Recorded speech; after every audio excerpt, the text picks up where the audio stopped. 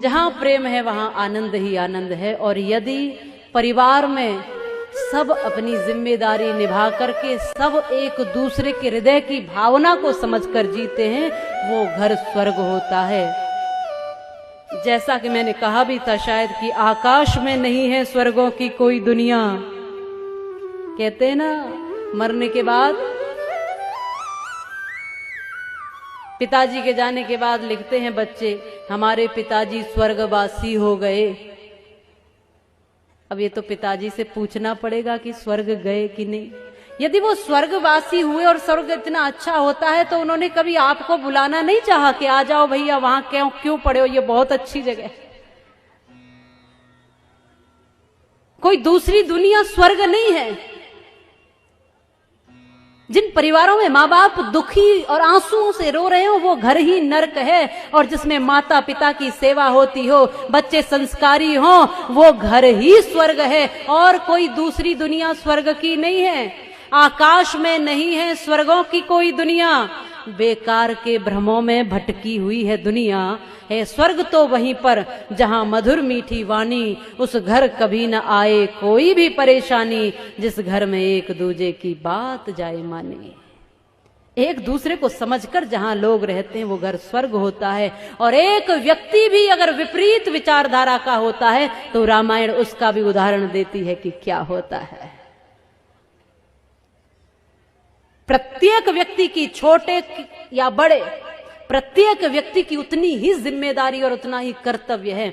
बच्चे अधिकार की बात करते हैं, अरे पिताजी की संपत्ति पर मेरा पूरा अधिकार है, लेकिन पिताजी के लिए कर्तव्य क्या बनता है, थोड़ा इसको भी सोच ले।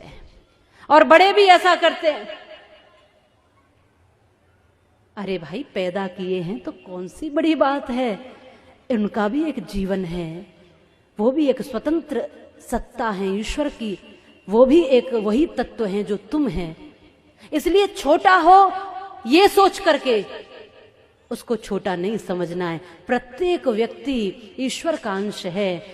हो सकता है कि बड़े लोग कुछ दिन पहले इस दुनिया में आ गए हैं, बच्चे थोड़े दिन बाद इस दुनिया में आए हैं, बस उतना ही तो अंतर है, समय का अंतर है बस। क्योंकि बड़प्पन तो व्यक्ति के कर्म से होता है। जो छोटों को भी गले से लगा कर चले, जो छोटों को भी संभाल कर चले, जो छोटों को भी उनका कर्तव्य बताते हुए उनकी भावनाओं को समझते हुए चले, वो बड़ा है, चाहे फिर वो कोई भी हो।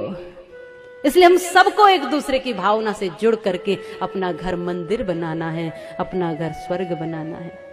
वो एक गीत गाती थी पहले, घर में महिलाएं माताएं गाती थी कि घर को ही मंदिर बनाऊंगी, कहीं बाहर न जाऊंगी। शायद आप भी गाते हो, पहले हमने सुना था कि सास अपनी को कौशल्या बनाऊंगी, ससुर जी को दशरथ बनाऊंगी, पति को मैं राम बनाऊंगी, कहीं बाहर न जाऊंगी। मैंने ऐसे कुछ शब्द गाती थी कि मैं घर को ही मंदिर बनाऊंगी, घर ही तीर्थ बन जाएगा। जब मैं देखूंगी तो दशरथ और कौशल्या के रूप में देखूंगी सास ससुर को, पति को देखूंगी तो राम के रूप में देखूंगी, और यदि मैं खुद पार्वती बनी तो भोलेनाथ के रूप में देखूंगी, और मेरा तीर्थ, मेरा मंदिर, मेरा घर ही हो जाएगा। फिर बाहर जाने की जरूरत क्या है मुझे, जब घर ऐसा हो जाए। ऐसा माताएं गाती थी, उनके सामान्य शब्दों में कितनी गहराई छुपी होती थी। आज हम घरों को नर्क बना रहे हैं। क्या बना रहे हैं?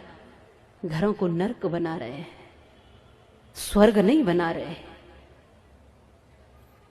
ये सोचना आपका काम।